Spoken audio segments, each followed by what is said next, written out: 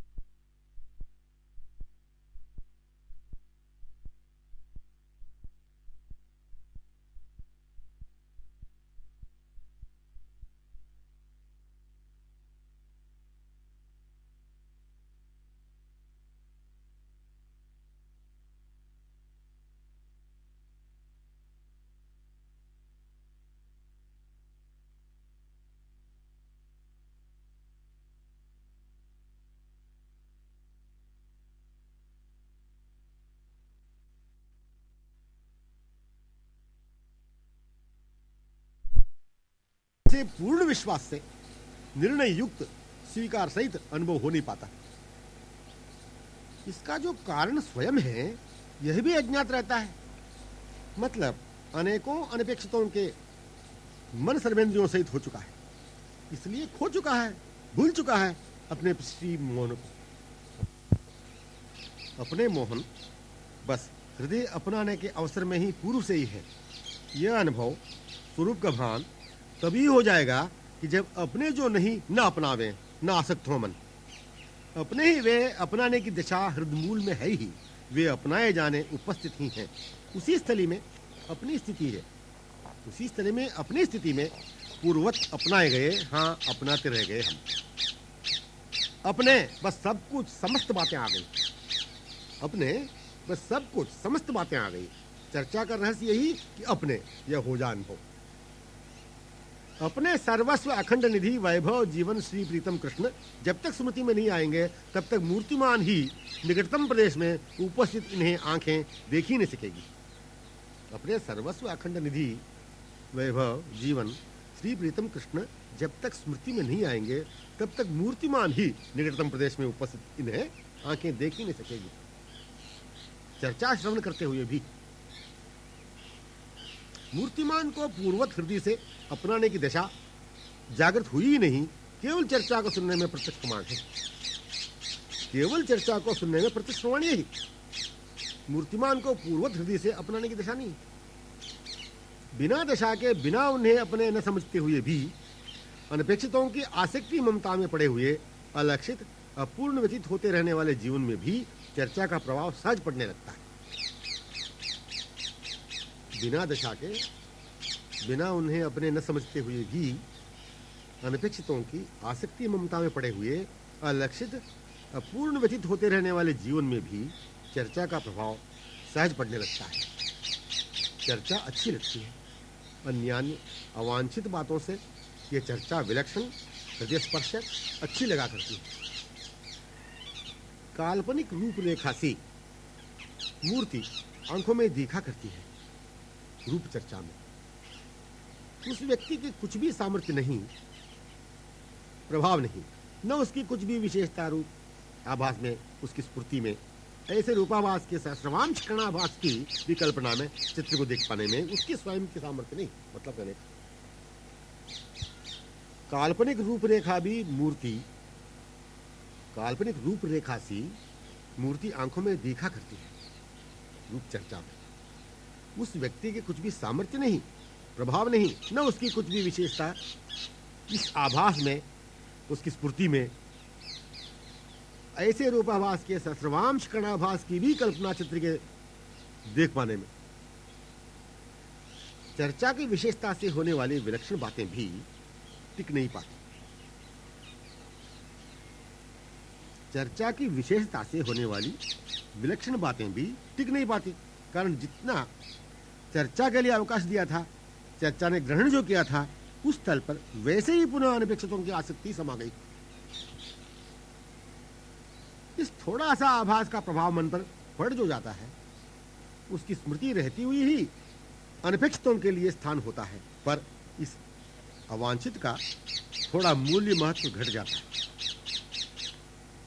कारण रूपाभास कणांश की विलक्षणता अपना कार्य करती है। थोड़ा विश्वास युक्त निश्चय उसका यही होता है कि वैसा संसार में किसी में आनंद, सुख, आकर्षण, सौंदर्य है ही नहीं जैसे रूप की कल्पना में है। बस यही अपने सर्वस्व निधि को पुनः अपनाने की स्थिति में, पुनः स्मित में, बस यही अपने सर्वस्व निधि को पुनः अपनाने की स्थिति में, पुनः स्थिति में आने का अवकाश प्रदान करने की प्रारंभिकता है। मन का अवकाश देना इसलिए प्रारंभित हो गया कि उस ओर से चर्चा स्वयं मन में स्थान ग्रहण करने लग गई। मन का अवकाश देना इसलिए प्रारंभित हो गया कि उस ओर से चर्चा स्वयं मन में स्थान ग्रहण करने लग गई। चर्चा का अवकाश ग्रहण करना ही मन का अवकाश देना है।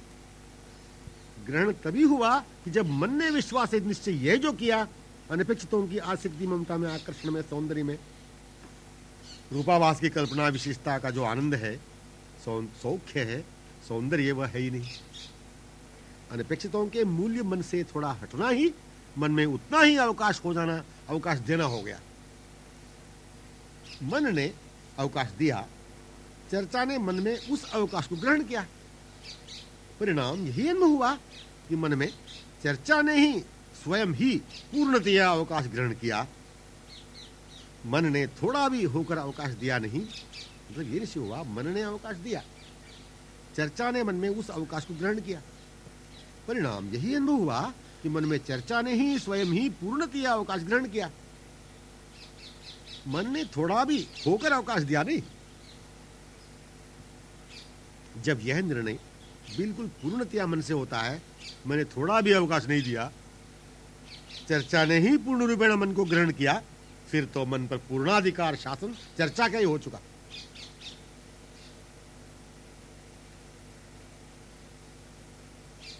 शाब्दिक श्रवण करते रहने का तुच्छ स्वप्न लुप्त हो गया। शाब्दिक श्रवण करते रहने का तुच्छ स्वप्न लुप्त हो गया। पूर्व से ही अनुभूत प्रत्यक्ष जगत में पूर्व क्षणवत तद्वत स्थिति में वह है। पूर्व से ही अनुभूत प्रत्यक्ष जगत में पूर्व क्षणवत तद्वत स्थिति में वह है। अब दोनों एक दूसरे से विमुग्ध, आधीन, अपलक रूप रसपान निमग्न, परस्पर के मूक मधुर संकेतों में होते ही होते कब वे निकुंज मंदिर में पहुंचे भान ही नहीं रहा।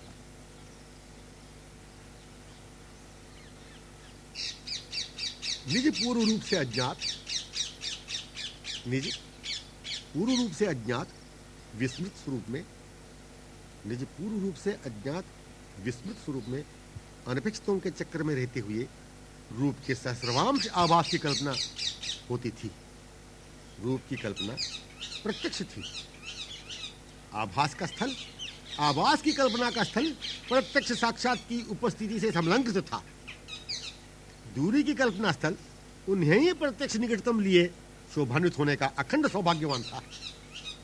वह पूर्व से ही उन्हें अपनाती रहने वाली सखियों में रही थी। स्थिति उसकी उन दोनों में तन्मय विमुक्त रहने वालियों में ही थी।